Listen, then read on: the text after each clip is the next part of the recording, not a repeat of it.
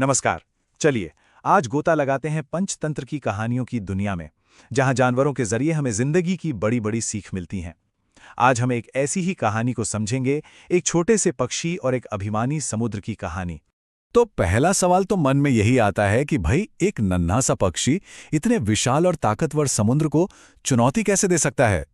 ये सवाल ही इस कहानी की जान है और इसका जवाब हमें दृढ़ संकल्प और एकता की ताकत के बारे में बहुत कुछ सिखाता है।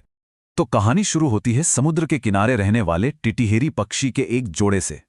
मौका था जब मादा टिटिहेरी अंडे देने वाली थी और बस यहीं से अभिमान और समझदारी के बीच की असली लड़ाई शुरू हुई। यहां पर ना दोनों पक्षियों की सोच में जमीन आसमान का फर्क साफ दिखता है। एक तरफ है समझदार मादा टिटहेरी जो कहती है हमें कोई महफूज जगह ढूंढनी चाहिए, अरे ज्वार की लहरें तो हाथी तक को बहा ले जा सकती हैं। पर वहीं दूसरी तरफ नर टिटहेरा अपने घमंड में चूर होकर कहता है समुद्र मेरे बच्चों को हाथ लगाने की हिम्मत भी नहीं करेगा, वो मुझसे डरता है, तुम यहीं अंडे दो। और बस यही अहंकार कहानी के सारे संकट की जड़ बन जाता है।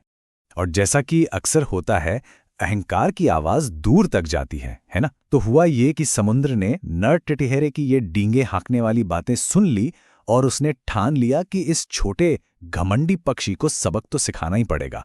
चलिए अब देखते हैं कि जब समुद्र बदला लेने पर उतरता है तो कहानी कैसे आगे बढ़ती है। ये कहानी का वो मोड़ है जहां नर टिटहेरे के अभिमान को पहली और बहुत भारी कीमत चुकानी पड़ती है। और समुद्र ने जो कहा था वो कर दिखाया। जैसे ही ज्वार आया उसकी लहरें आईं और टिटहेरी के सारे अंडे बहाकर अपने साथ ले गई। बस एक पल में नर टिटहेरे का वो सारा घमंड उसके सबसे बड़े दुख की वजह बन गया। अब अपने अंडे खोने के बाद दुखी मादा टिटिहरी अपने पति से जो कहती है वो असल में एक बहुत ही गहरी सीख है। वो कहती है जो लोग ये सोचकर बैठे रहते हैं कि जो होगा देखा जाएगा, वो बहुत जल्दी बर्बाद हो जाते हैं। ये लाइन कितनी सही तरह से बताती है कि आने वाले खतरे की तैयारी ना करना कितनी बड़ी बेवकूफ़ी है। अब होना तो ये चाहिए था कि नर टिटेहेरा अपनी गलती मानता, लेकिन नहीं, उसका अहंकार उसे एक और भी बड़ी मूर्खता करने के लिए उकसाता है। वो एक ऐसी कसम खाता है जो सुनने में ही नामुमकिन लगती है। वो गुस्से और घमंड में आकर ऐलान करता है अब तुम मेरी बुद्धि का कमाल देखो, मैं अपनी चोंच से इस पूरे समुद्र को सुखा दूंगा। मतलब सोचिए जरा, ये तो पागलपन की हद थी, ये सोचना कि वो अपनी नन्ही सी चोंच से पूरे महासागर को खाली कर देगा। और एक बार फिर मादा टिटहेरी समझदारी की आवाज बनती है। वो उससे पूछती है भला तुम उस समुद्र को कैसे खाली करोगे जिसे गंगा और यमुना जैसी सैकड़ों नदियां लगातार भरती रहती हैं। वो उसे हकीकत दिखाने की कोशिश करती है, लेकिन उसका पति तो अपनी जिद पर अड़ा हुआ था। और यहीं से कहानी एक बहुत ही जरूरी मोड़ लेती है। जब अकेले की कोशिश काम नहीं आती, तब क्या काम आता है? एकता की ताकत। मादा टिटहेरी अब सलाह देती है कि उन्हें दूसरों से मदद मांगनी चाहिए। तो ये पूरा प्लान 3 स्टेप्स में काम करता है। सबसे पहले टिटहेरी का जोड़ा दूसरे पक्षियों के पास जाता है, जैसे बगुले, सारस और मोर। फिर ये सारे पक्षी मिलकर अपने ताकतवर राजा गरुड़ के पास अपनी फरियाद लेकर पहुंचते हैं। और आखिर में उनकी दुख भरी कहानी सुनकर गरुड़ का दिल पिघल जाता है और वो उनकी मदद करने की कसम खाता है।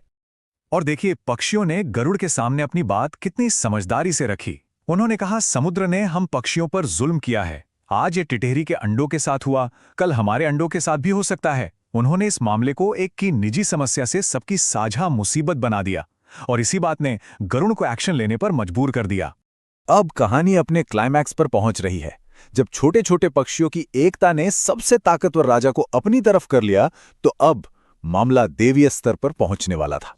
गरुड़ इतना गुस्से में था और अपनी प्रजा के लिए इतना वफादार था कि जब खुद भगवान विष्णु ने उसे अपनी सवारी के लिए बुलाया तो उसने जाने से साफ इनकार कर दिया। उसने कहा कि जब तक इस नाइंसाफी का कोई हल नहीं निकलता वो कहीं नहीं आएगा। ये बहुत बड़ा कदम था। जब भगवान विष्णु ने अपने दूत से गरुड़ के गुस्से की वजह सुनी तो वे खुद गरुड़ के पास चले आए। सोचिए, एक छोटे से पक्षी की परेशानी अब ब्रह्मांड के सर्वोच्च अधिकारी तक पहुंच गई थी। भगवान विष्णु ने समुद्र को संबोधित करते हुए कहा, अरे दुष्ट, फौरन अंडे वापस करो, वरना मैं तुम्हें एक ही पल में सुखाकर रेगिस्तान बना दूंगा। अब ये एक ऐसी चेतावनी थी जिसे समुद्र नजरअंदाज कर ही नहीं सकता था। और इसका असर बिल्कुल फौरन हुआ। भगवान विष्णु के गुस्से से डरकर उस घमंडी समुद्र ने तुरंत टिटहरी के अंडे वापस कर दिए। जिस समुद्र ने एक छोटे से पक्षी का घमंड तोड़ा था, आज उसका खुद का घमंड चकनाचूर हो गया था।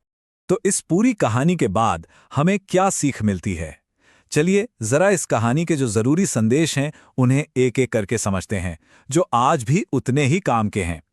तो देखिए, इस कहानी से कुछ बहुत साफ बातें निकल कर आती हैं। पहली, कि घमंड हमेशा बर्बादी लाता है। दूसरी, असली समझदारी मुश्किलें आने से पहले ही उनकी तैयारी करने में है। तीसरी और बहुत अहम बात कि छोटे से छोटे लोगों की एकता में भी बहुत बड़ी ताकत होती है।